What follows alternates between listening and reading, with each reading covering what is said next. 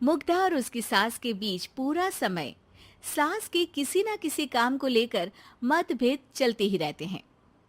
बहू, ओ बहू, जरा चाय बना दे। मुग्धा चाय लेकर आती है। ये लीजिए, और कुछ चाहिए? अरे नहीं, बस चाय पीने का मन था। जाओ, तुम दूसरा काम करो। चाय पीने के थोड़ी देर बाद सास दोबारा मुग्धा को आवाज लगाती है। अरे बहू रे, आओ बहू, जरा हलवा तो बना दे, मीठा खाने को मन हो रहा है। इसी तरह मुग्धा की सास पूरा समय कोई ना कोई काम बताकर उसे रसोई से बाहर तक निकलने नहीं देती। कभी चाय, कभी हलवा, कभी पानी तो कभी दूध, हर समय खाने को चाहिए।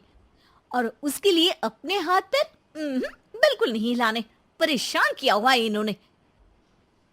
सास की जबरदस्ती परेशान करने की आदतों से दुखी मुग्धा एक शाम सचिन के साथ अपने कमरे में बैठी हुई बात कर रही होती है।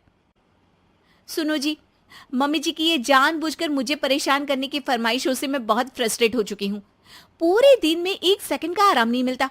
रसोई से बाहर कदम रखती नहीं कि बहू ये बना दे, बहू री वो बना दे। अरे इनकी फरमाइशें चलती ही रहती है। अरे मुग्धा, माँ खाने की शौकीन है, पर उम्र हो चली है, खुद खाना नहीं बना सकती, इसलिए तुमसे बोलती है। अरे तो शौक भी उम्र देख कर रखने चाहिए ना।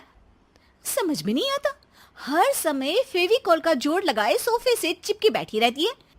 इतना सब डाइजेस्ट कैसे हो जाता है उन्हें? अरे तुम मेरी माँ से इतनी नफरत कैसे कर सकती हो?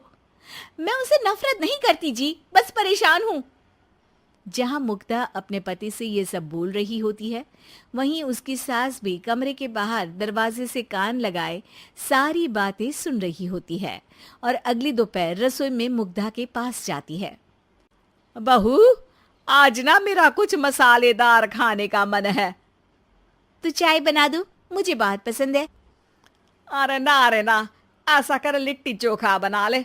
और हाँ, जितना मसाला बातों में मिलाकर पति को सुनाती हो ना, सब्जी में भी वैसे ही डाला करो, खाना स्वादिष्ट बनेगा। सास की बात सुनकर मुग्धा हैरान रह जाती है। मतलब अब पूरा समय मुझ पर हुक्म चलाने के साथ बंद कमरे में हुई पति पत्नी की बीच की बातें भी सुनती है? अरे बात जब मेरी थी तो सुनने में क्या दिक्कत है? ये कहकर सास वहां से चली जाती है। अरे अब तो हद पार हो गई। इस तरह से तो ये मेरा जीना मुश्किल कर देंगी।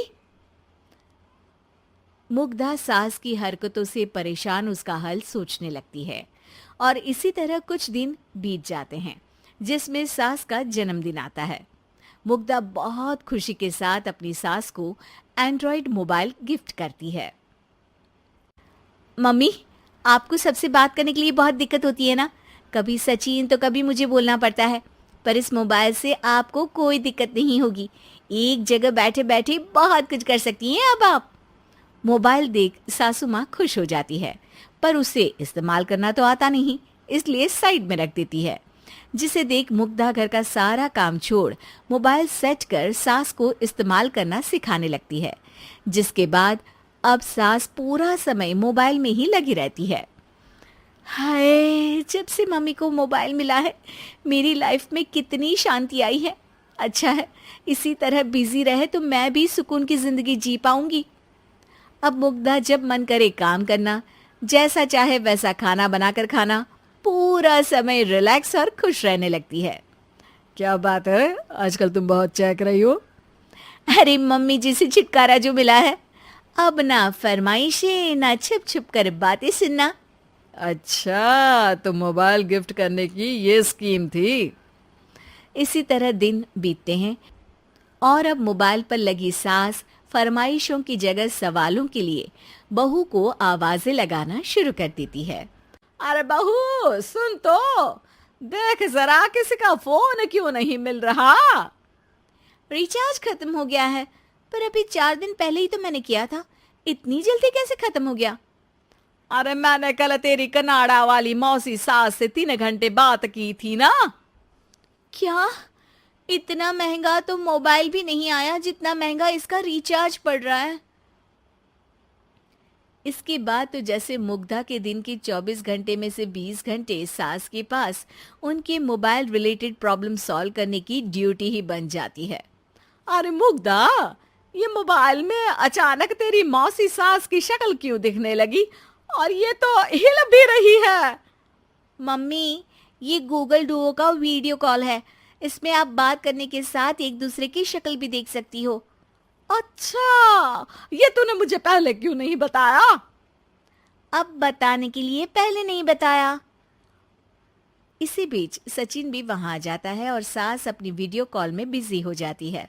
क्यों, सास बहू में क्या गपशप चल रही है?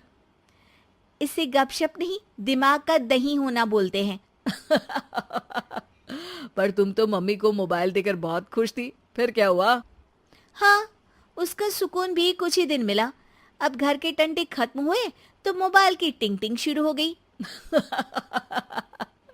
देखो भाई, कुछ पाने के लिए कुछ खोना तो पड़ता है।